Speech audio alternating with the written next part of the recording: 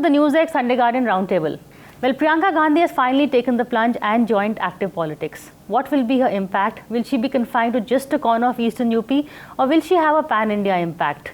All in all, one thing is certain, we will see a certain kind of Modi versus Priyanka face-off, whether it's limited to the constituencies or she takes on more national issues.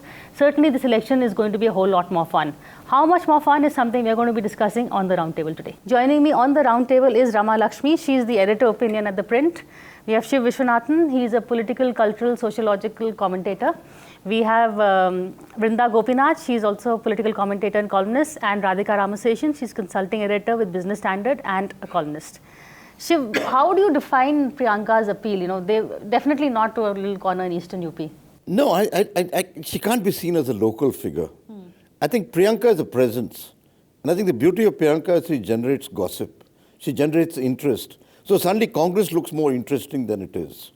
And to me, that's fascinating. Here is a party that was limping along. Suddenly it seems to sort of stride with confidence. There's a different kind of ease, and the audience senses it, as if there's a new character in the play who's changing the script. Priyanka's your first reaction when you heard Priyanka joining? Great news for media, because we'll have more to write about, and definitely a party that had been reduced to 40-something and it wasn't just about how they were reduced in numbers, but they also disappeared from public conversations.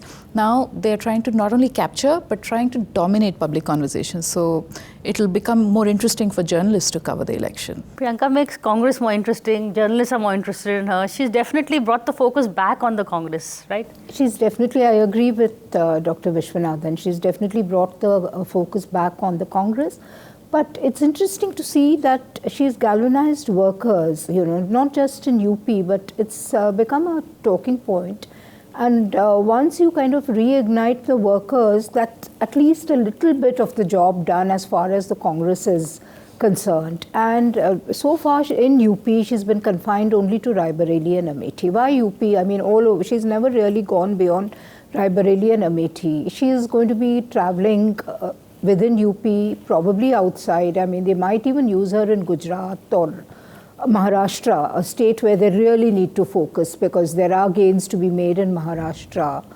So if she goes to these states, she will definitely at least galvanize the workers, which is quite a bit as far as the Congress is concerned.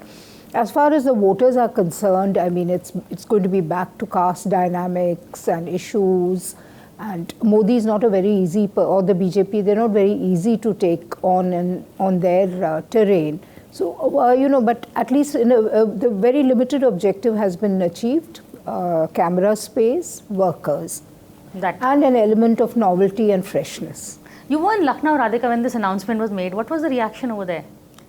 No, I think people were a bit cold, you know. They were just coming to grips with the Gathbandhan, because there was the Gathbandhan. Two issues dominated Lucknow at that time. The 10% reservation, which went down very well with the upper castes. The upper castes, especially the Brahmins, were straying away from the BJP because there was too much of Thakurwad of Yogi Adityanath. So this has kind of regrouped the upper caste behind the BJP. So Priyanka, I think people were still coming to grips with her. There was a bit of excitement in the decrepit Congress office on Mall Road. But outside of that, I didn't see too much in Lucknow. I think it was just kind of sinking in. You know. Your first take on Priyanka's entry into politics. Why did it take too long, or do you think she's making a mistake?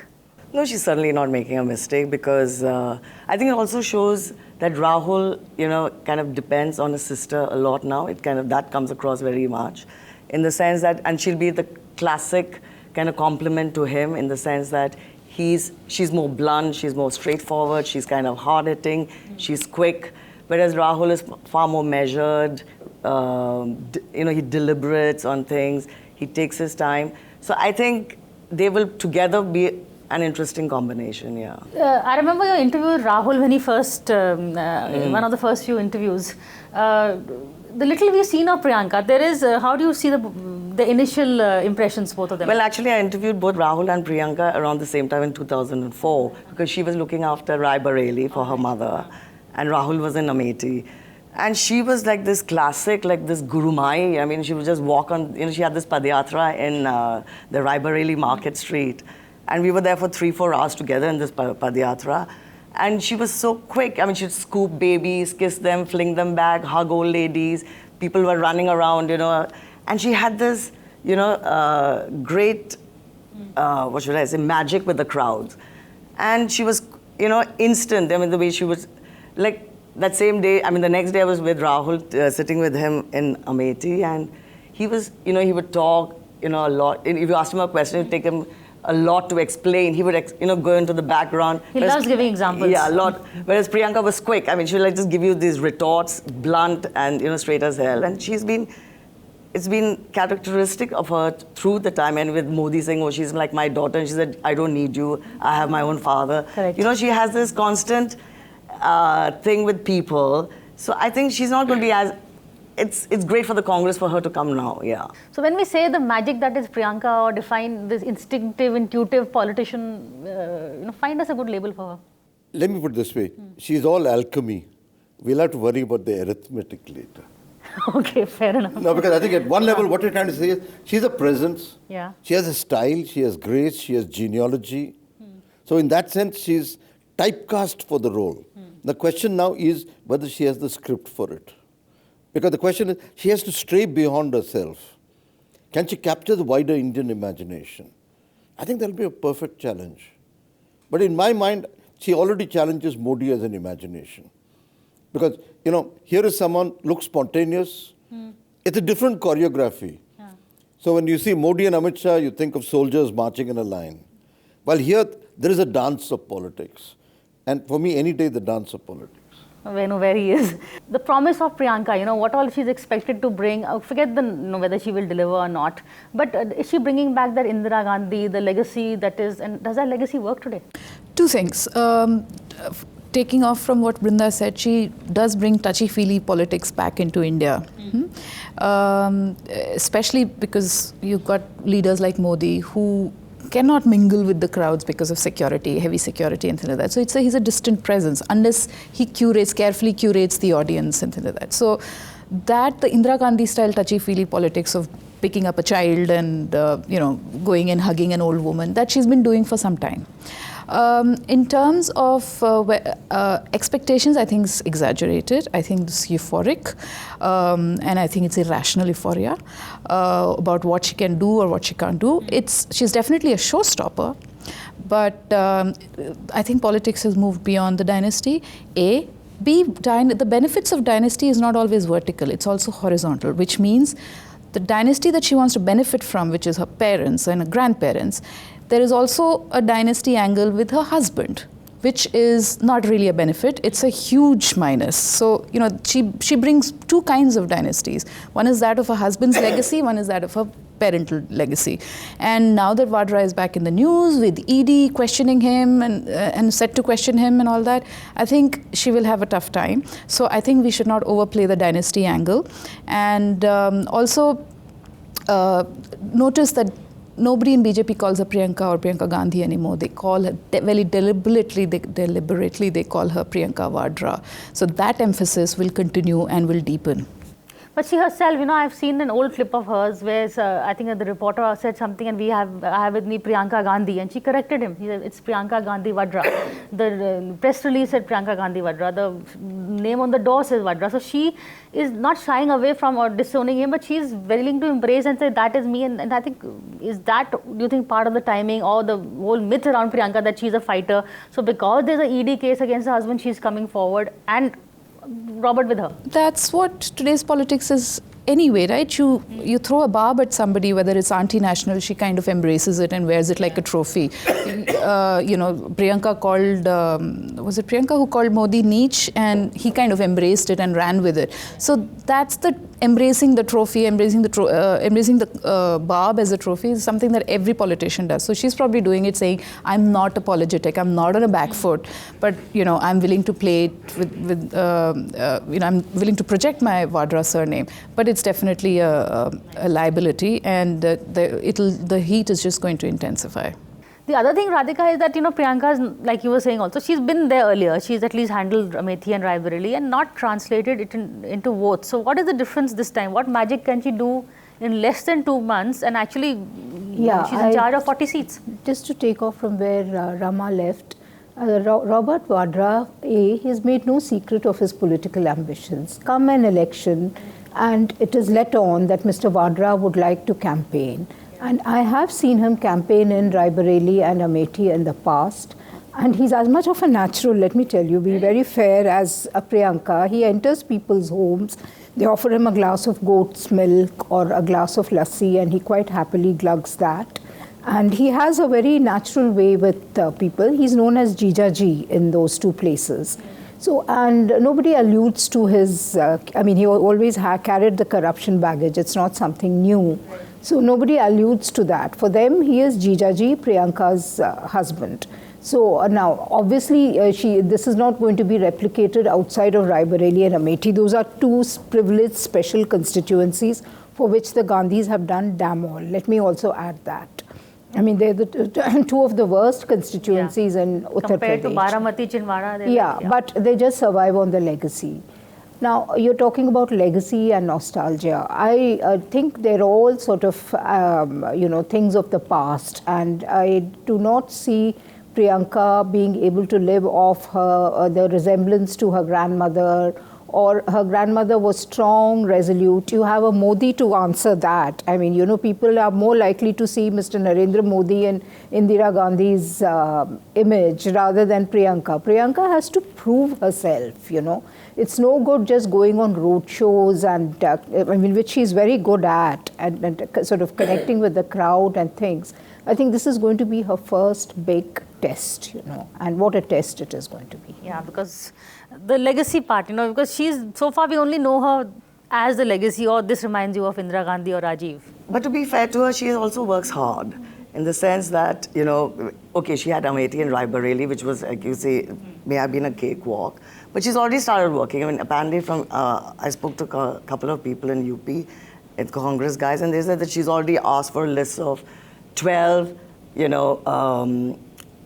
people who are influencers to be, she wants a list in every constituency, and she's going to only deal with them. So she's kind of creating a structure, because I think her role now is, as what Rahul said, is to build the party. And they're also looking at 2022 is what he had said, he had mentioned. That's the other question. So you're talking about the state election as much as 2019. Now it depends on whether the Congress is going to cut the SP, BSP votes, or they're going to cut the BJP vote. Where does the Congress stay in this? I mean, how do they kind of, play in this whole UP game in 2019? It still has to be seen. Yeah, before I take a break, Radhika, a quick thing on this projecting Priyanka to be the CM face of 2022. Is that smart politics? Or, in a way it's good. She'll help deliver a very crucial state. Yeah, it was. We heard about it before the last elections. Prashant Kishore's. Why not? You do need a face in UP. The Congress has experimented, not really, but all kinds of people from various dynasties in UP have sort of been projected at various times, and none of them has been able to deliver. So Priyanka could rise above the caste matrix, I think. You can't slot her as a Brahmin or a Thakur or an OBC or something of that kind. So she could be a CM candidate. Whether she wants to be or not is another thing. Whether it's smart politics for Rahul to make her, confine her to that corner. But we're going to take a break, and we're going to come back and talk a little bit more about the appeal that is Priyanka's appeal. She transcends beyond caste, is what Radhika is saying. Is the Gandhi-Nehru legacy enough for her? What exactly is brand Priyanka? So stay with us. Hello and welcome back to the NewsX Sunday Guardian Roundtable. We are here discussing the promise of being Priyanka Gandhi. The brand appeal of Priyanka Gandhi, she may want to play the Brahmin card, we are told, because they're feeling that's a vote bank that might come towards the Congress. But it's not a caste appeal that she has. No, I think Priyanka is a metaphor. Okay. I think if you just see her concretely, then you start nitpicking. Even the genealogy, it's not as if the new generation cares that much for genealogy. But the very idea of genealogy gives her a certain value. And I think this is the way we've got to see it. Genealogy of what? Is she a return to the Nehruvian image? Is she a return to Indira Gandhi? I think it varies with different people in the way they talk about it. I think to me what's interesting is she has a persona and she's fluid enough to go beyond parochialisms. And if she can pull this off strategically, she'll be interesting. If she can't, then you'll have a different story. But, she herself says people who compare me to my grandmother are incorrect. I'm more my father than my grandmother. She can have the caveats. I think people, she's a text that others will interpret. While her interpretation might be important to a point, and we can change it and look at it, I think you've got to understand people will write the script. And I think she'll have to play that script. And now the first time aspirational voter who may not have been born during Indira Gandhi's time, who has a faint memory of Rajiv Gandhi, and that, I'm told by the Congress people, they're saying that's the voter we want. By projecting young people like Priyanka and Scindia in charge of UP, we're going to say we are going to go beyond that old temple politics, old, any legacy politics, but we are going to be, Priyanka and Scindia represent youth, they represent new age politics, they're going to be talking jobs. Will that card really work? This is UP. See, I think there is no direct correlation between a first-time voter or a young voter and a young politician. Because don't forget, many, many young voters across India love Modi and they still think that Modi can deliver. And his appeal among the youth has transcended all kinds of traditional interpretations about what youth politicians bring. So I think it's simplistic to make that connection. But having said that, she'll definitely get the crowds excited. She will not let any barbs that Modi or his colleagues in the party throw at her go uncountered. And she will counter every barb.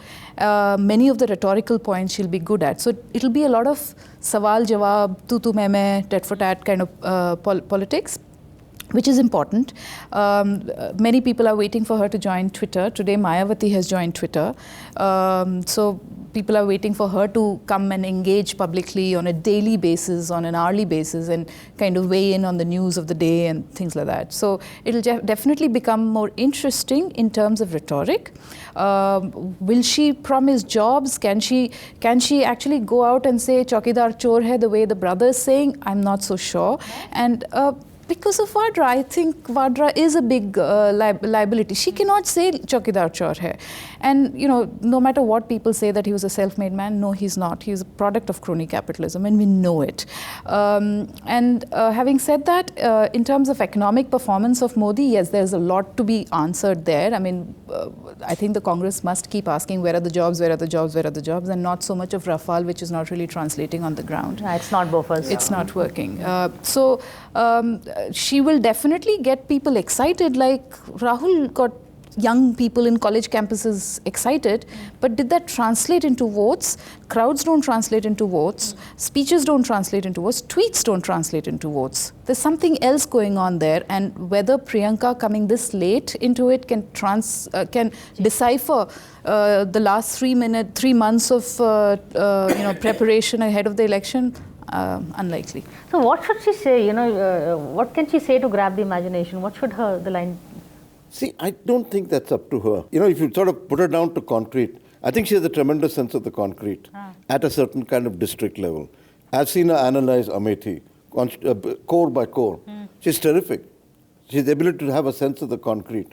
But that final act, I told you, it can't be done in an empirical way. The crowd has to read her in a different way. And that demands something irrational. Priyanka has to work through the irrational. It can't just be a rational advance into Congress politics. I think that'll be too linear. So she has to bring the unexpected, and she has to. Let's go back to the Bellary campaign, where I think she did. Sonia did have a formidable opponent then in Sushma Swaraj. Sushma was no pushover, and the BJP had the whole battery of the Bellary brothers and its own organizational machinery to see her campaign through. And till Sonia was on the scene, I don't think Bellary really, the Congress could get that spark, that little advantage it was looking for. But the moment Priyanka came, and she had learned a few lines and sentences in Kannada, and she repeated, and the crowd went berserk. And some of them even said Indira Gandhi, because Indira had one from Chikmagalur, I think, right? No, I think she will watch the crowd response, and at some point she might even say Chaukidar chor hai. If the BJP goes ballistic over Vadra, which they are going to, she will get aggressive, she will unleash the chokidar chor hai kind of line, because you have a whole lot of things to say and answer, Nirav Modi and this Mehul Chokshi and things. So all those personas may figure in her campaign. So knowing Priyanka, she is not going to let the Robert Vadra charge go unanswered. So it is going to be Priyanka versus Modi, like it or not. The Congress will.